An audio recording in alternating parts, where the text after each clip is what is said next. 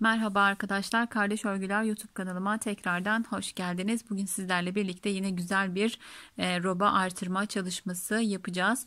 Bir takipçim atmıştı bunu bana, yapar mısınız diye. Şöyle bakıldığında aslında hani eliniz örgüye yatkınsa, daha önce hani birçok örgü yaptıysanız eğer, şöyle baktığında aslında bakılarak yapılabilecek bir model, ama yapamayanlar için ve paylaşan arkadaşımız için ben yeleği ördüm. Şimdi küçük bir parçada, roba üzerinde anlatmayacağım, küçük bir parçada artırma tekniğini sizlerle paylaşacağım. Daha sonra inşallah bu yeleğin anlatımını baştan sona yapmayı planlıyorum. Orada yine roba anlatımı olarak da bulabilirsiniz. Şöyle örgümüz böyle ilerlediği için şöyle bir bakalım. Robada, ilk olarak robada özellikle anlatmıyorum. Biraz karıştırması da kolay bir model. Yani bazı daha kolay modellere bakarak zor değil, ama karışmaya elverişli bir model. O yüzden küçük bir parça ve tek örnek halinde anlatacağım. Daha net bir anlatım olacağını düşünüyorum. Diyelim ve hemen küçük bir parçada örmeye başlayalım. Aramızda robamızın bir ilmek var. Bir ilmek yaptığınız ayrım sayılarına göre ayrımlarınızı yapabilirsiniz. Mesela 80 ilmek, 85 ilmek yapıldığında 16, sanırım 16 önler, 10 kollar, birer ilmek arkalarda oluyor. 25 ilmekte arkamız oluyor arkadaşlar. Bu şekilde ayarlayabilirsiniz. Sayılar içinde roba yaptığımda yine paylaşırım.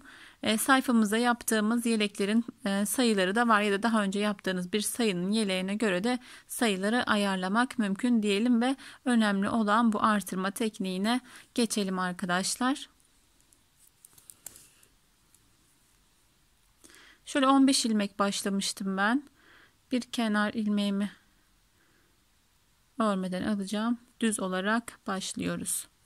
2 3 4 5 6 7 ilmek ördüm. Yani parçamızın tam ortasına yaptım ben. Yeleğimi de zaten ayrım sayılarına göre yapıyoruz. Bir tane artırdım, bir tane düz ördüm, bir tane artırdım, diğer ilmeklerimi düz olarak örüyorum.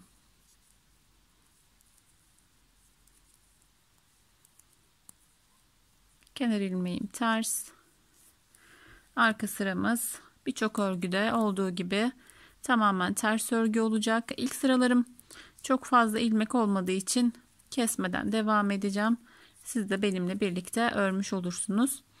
Bu robayı özellikle böyle küçük bir parçada denemenizi tavsiye ederim. Eğer hani çok örgü örmüyorsanız, nadiren örgü örüyorsanız ve bu videoya denk gelmişseniz eğer, hani böyle 80-90 ilmekte yapıp sökmek biraz daha zor oluyor arkadaşlar. Böyle zorlayıcı robalarda benim gibi parçada yaparsanız kafanız karışmaz. Eliniz alıştıktan sonra da rahatlıkla yapabilirsiniz. Geçelim ikinci sıramıza. Yine 7 ilmeğimizi örüyoruz. 2 kenar ilmeğimle birlikte 3 4 5 6 7. Yani bir önceki sırada artırdığımız ilmeğe kadar ördük. Bir tane doladım. 1 2 3. Tekrar doladım. Diğer ilmeklerimi düz olarak örüyorum. Buraya kadar kolay bir artırma. Çapraz artan modellerimize benziyor zaten. Şurası bakın aynı öyle zaten. Üçlü bir artırma. Bu sıramızda, yani 3. sırasında şuradaki modeli koyuyoruz. Diğer iki sıralar aslında çok kolay. Ama gerçekten güzel bir roba çalışması arkadaşlar. Arkadaşımız, bir takipçim paylaştığında benim de gerçekten beğendiğim bir model oldu. Denedim. Hem sizlere faydalı olmalı açısından hem de benim için farklı bir çalışma oldu. Geldik 3. sıramıza. Burayı artırmaya devam edeceğim yine. Aynı şekilde. Bu artırmayı mutlaka daha önce yapmışsınızdır. Yani şöyle üçlü, ikili, beşli birçok roba artırması var o şekilde. Arada küçük bir detayı var. O da güzel bir hava katmış. Yine artırdığım ilmeğe kadar 7 ilmek ördüm. Şöyle görebilirsiniz. Bakın artırdıktan hemen önce yine bir tane artırdım. Artırdığım ilmeğimi ördüm. Bir kez doladım. Buradaki 3 ilmeği birlikte örüyorum. Bu bizim robamızın artırması, ilk artırma, sonra bir tane düz ördük. Burada model yapıyoruz. Artırdık, üçünü birlikte kestik. Bir tane düz ördük. Yine burada bakın robamızın artırması var. Bir kez doladık. Burada işte biraz kafa karışabiliyor. Bir kez daha yapacağız zaten birlikte. Şöyle görebiliriz. Tekrar bir üzerinden geçeyim. 2 tane kaydırmalı artırma yapıyoruz. Üçüncü de yine bakın yani aynı yerden robamızın artırmasını yapıyoruz. Sonrasında bir düz, bir tane artırdık. Üçünü birlikte ördük. Yani kestik. Buradan artırdık. Burada kestiğimiz ilmekleri model olarak artırdık. Sonrasında düz ve yine bizim robamızın artırması olan üçlü artırmanın artırmasını da yaptık. Arka sıramızı tamamen ters örüyoruz. Evet, üçlü artırma diye söylemiştim. Bir aşamamız tamamlandı. Şimdi tekrardan artırmaya başlayacağız.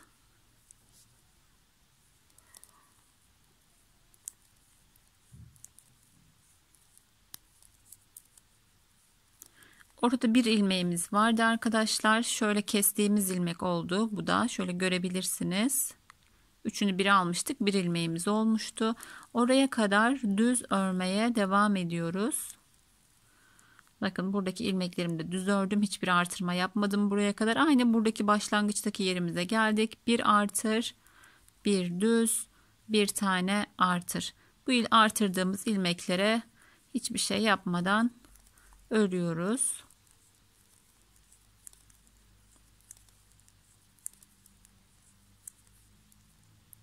Yine hani arka sıramız tamamen ters örgü. Yine ikinci sırayla devam ediyoruz. Saymamıza gerek yok. Bir önceki sırada artırdığımız ilmeğe kadar düz örerek geliyoruz. Robada da aynı şekilde yine saymıyoruz. Artırma noktasına geliyoruz.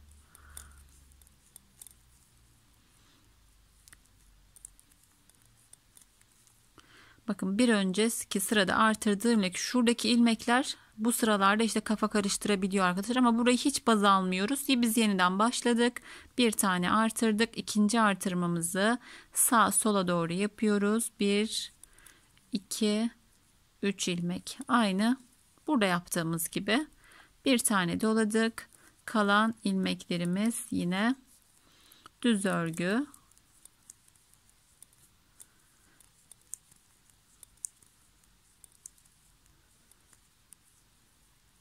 Arka sıramızı ters örüyoruz.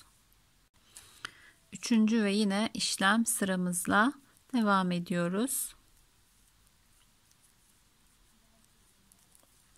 Yine bakın artırdığım yere kadar, yani buraya kadar düz örerek geliyorum. Bir kere ayarladıktan sonra çok saymamıza gerek kalmıyor. Sadece takip edeceğiz. Evet, bakın şuraları şöyle bakıldığında kafa karıştırabiliyor, ama dediğim gibi bakın 1 2 artırmamızı yaptık. Üçüncü artırmamızı yaparken artırdım, bir düz ördüm. Artırdım, yine ortadaki 3 ilmeği kestim. Bir tane artırdım. Bir önceki sırada artırdığım ilmeğim bu. Düz ördüm. Sonrasında 1 2, yani üçüncü artırmamı yapıyorum ve ikinci kademede tamamlanmış oldu. Yani şöyle sayarsak ikinci sıramızda ikinci örneğimizi de tamamladık. Şöyle başa gelince görünümüne bir bakalım. Şöyle misinamın esnek yerini aldım. Evet arkadaşlar, bakın şu noktada dediğim gibi biraz kafa karışıklığı olabiliyor. Ama hani 1 2 normal artırıyoruz. Üçüncü sırada artır, bir düz artır, üçünü birlikte ör, artır ve bir düz artır şeklinde yaptığımızda hiç zorlanmayacaksınız. Yine son kez birlikte bir örnek daha yapalım. Daha sağlam olsun arkadaşlar. Ben arka sıramı ters örüp geliyorum. Evet, şimdi yine yeni bir örneğe başlıyoruz. Ortada üçünü bir aldığımız ilmeğe kadar düz örerek geliyoruz.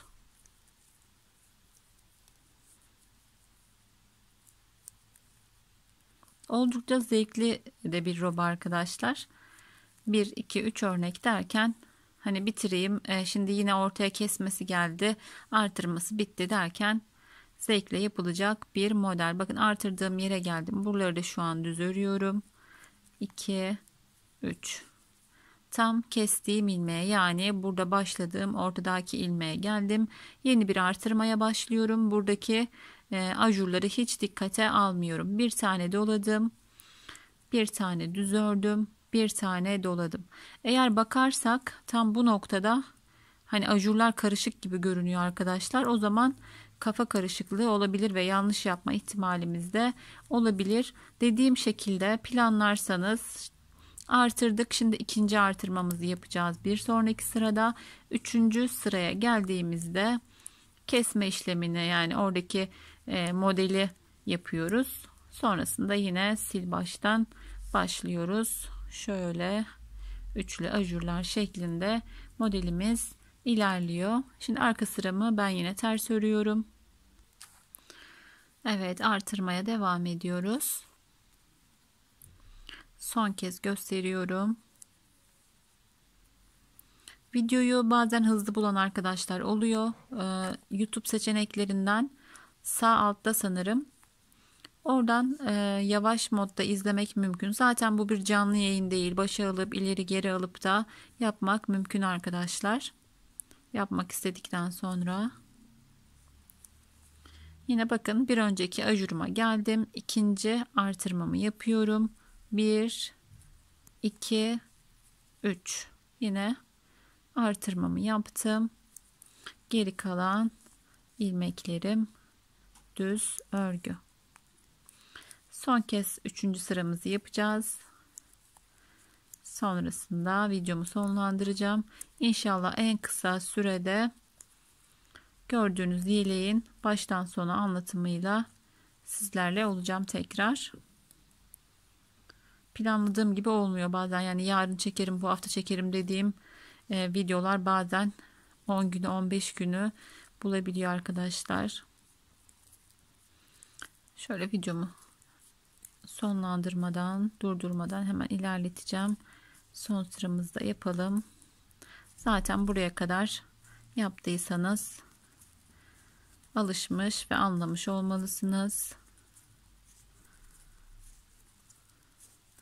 Biraz dediğim gibi hani benim de karıştırdığım yerler oldu. Özellikle böyle kalabalıkta örüyorsanız örgünüzü yanlış yapmak biraz kaçınılmaz oluyor.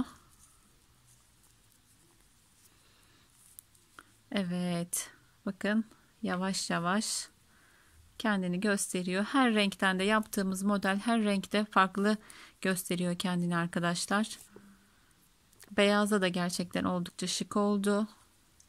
Bu renkte de yine güzel bir görsel çıktı ortaya. Son kez yapalım. Burada saymıyoruz, yani yelekte örsek saymıyoruz. Zaten örneğe kadar dümdüz örüyoruz. O yüzden hızlıca geçiyorum. Bakın artıracağım yere gelmedim henüz. Bir ilmek daha ördüm. Bir önceki sırada artırdığım yerden artırdım. Bir ilmek ördüm. Bakın ortada 3 ilmeğim var. Artırdım. Üçünü birlikte örüyorum. Buradaki artırmalar robamızın artırmasında bir etki etmiyor. Zaten üçünü bir alıyoruz. 2 tane de artırıyoruz. Sayı tamamlanmış oluyor. Artırdım. Bir düz ördüm. Artırdım. Buradaki artırmam robamın artırması.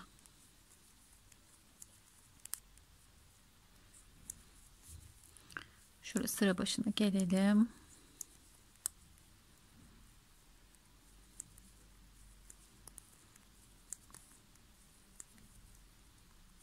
Kenarları böyle birçok örgüde ters alıyoruz arkadaşlar. Bu da kenarının bakın kıvrılmamasını sağlıyor. Şöyle yine misnama alayım.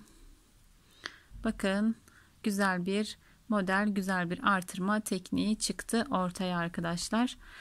Yine sizlere güzel bir artırma tekniği kanalımda gerçekten birçok roba modeli bulabilirsiniz. İlk kez bu videoyla denk geldiyseniz kanalıma girip videolar ve de